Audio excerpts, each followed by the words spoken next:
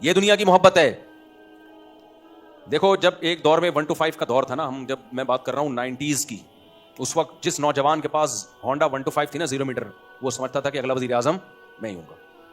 Style ही change हो जाता था उसकी आवाज़ बड़ी अच्छी थी, एक आवाज़ आती थी, बड़ी साउंड मेरे पास भी थी, तो मैं भी साउंड मेकर के पास ले जाके ना उसको यही करता रहता था यार, यहाँ से टक टक की। फिर मैंने GTO 125 रखी सिर्फ साउंड की वजह से, उसकी आवाज़ और अच्छी थी, टक टक टक की आवाज़ आती थी ना GTO 125।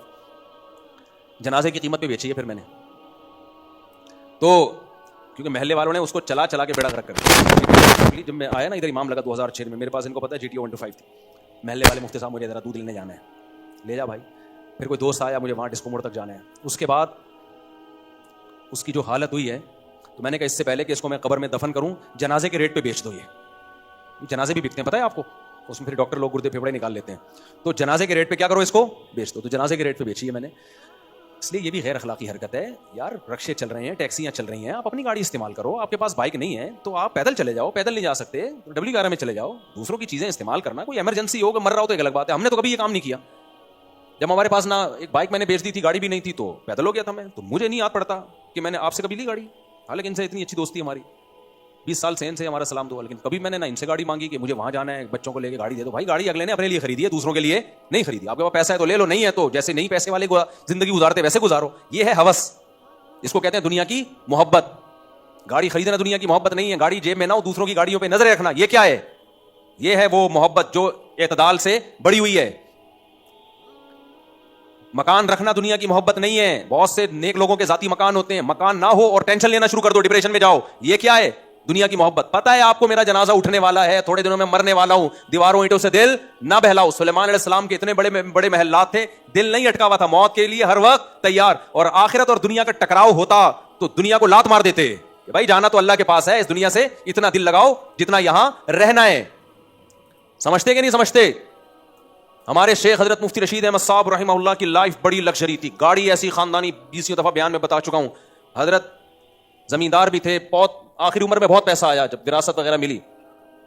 तो हजरत जब गाड़ी खरीदने गए हैं ना, अच्छा हजरत का भी यही नजरिया था कि जाती मकान नहीं, गाड़ी अच्छी हो, लिबास अच्छा हो, खुराक अच्छी हो। जाती मकान तो फिर बच्चों के लिए आखिर में एक फ्लैट ले लिया था उन्होंने, घर वालों के लिए अपने। वरना जिंदगी उन्होंने ऐसे किराए के घरों पे और मदरसे ने जो घर रहने के लिए दिया हुआ था उसी पे गुजारा, अपना नहीं बनाया। कहा मुसाफिर खाना है, क्या बना करना है। हाँ गाड़ी अच्छी हो, क्योंकि गाड़ी भाई किराए पे घर यूज हो रहा है ना, तो किराए दे के यूज हो रहा है। अब आप 10-10 साल भी किराया देते रहो तो वो घर की कीमत वसूल नहीं होती, और 10 साल के बाद फिर वो कीमत, और भी बड़े मसाइल हैं। इजाफी पैसा किसी को अल्लाह ने दिया तो बना ले, मैं मना नहीं करता। मैं मना करूंगा भी तो आप कौन सा बाज आओगे। शरीयत में जायज़ भी है, अगर बहुत पैसा है तो ठीक है, लेकिन अपने खर्चों को रोक रोक के तोड़ तोड़ के घर बनाना, ये दुनिया की मोहब्बत। तो घर अगर है आपके पास, इजाफी पैसा है, ठीक है, नहीं है टेंशन ले रहे हो, तो टेंशन लेना इसकी अलामत है कि आपके दिल में दुनिया की मोहब्बत है। क्योंकि आपको आम खाने से मतलब नहीं है, आपको पेड़ गिनने से मतलब है। हालांकि रिहाइश का इंतजाम, अगर रिहाइश का इंतजाम ही नहीं हो रहा फिर ये टेंशन सही है। इसलिए तो हम कहते हैं ना मोर्गेज पे घर लेना जायज़ नहीं। बाज़ लोगों ने फतवा दे दिया ज़रूरत है, भाई इसलिए जायज़ है। हम कहते हैं जाती घर होना ज़रूरत नहीं है, घर होना ज़रूरत है, उसका जाती होना ज़रूरत नहीं है। तो सुलेमान अलैहिस्सलाम को अल्लाह ने कैसी लग्जरी लाइफ दी है भाई, लेकिन दिल में दुनिया की मोहब्बत नहीं। तो दुनिया छीनने का गम जो होता है ना, ये है दुनिया की मोहब्बत। तो हजरत मुफ्ती रशीद अहमद साहब जो हमारे शेख थे, उनके साथ क्या हुआ, जब अल्लाह ने उनको पैसा दिया तो उन्होंने कहा मैं अच्छी गाड़ी रखूंगा। पैसा हो फिर भी ना अच्छी गाड़ी हो, ना अच्छी रिहाइश हो आपकी, ये फिर दुनिया से बेरगबती नहीं है, बल्कि ये क्या है? कंजूसी। इट इज कॉल्ड, बोलो, कंजूसी। बहुत से लोगों के पास पैसा है, कमबख्तों को सही कपड़े पहनने की तौफीक नहीं होती, कहते हैं हम सादा बहुत है इसलिए नाड़ा लटक रहे हैं। सादा बहुत, ऐसे गरीब बने होंगे, आदमी का दिल चाहता है इसको ज़कात दे। और हमारी कौम भी इन्हीं नाटक से मुतासिर होती है। हाँ वो हजरत इतने बड़े हैं, फटफटी बाइक पे घूमते हैं। अगर वाकई हजरत जी के पास पैसे नहीं है फिर तो ठीक है, अगर पैसे हैं तो ये फटफटी बाइक पे घूमना ये कंजूसी है या 2 नंबरी है? दोनों में से एक तो है।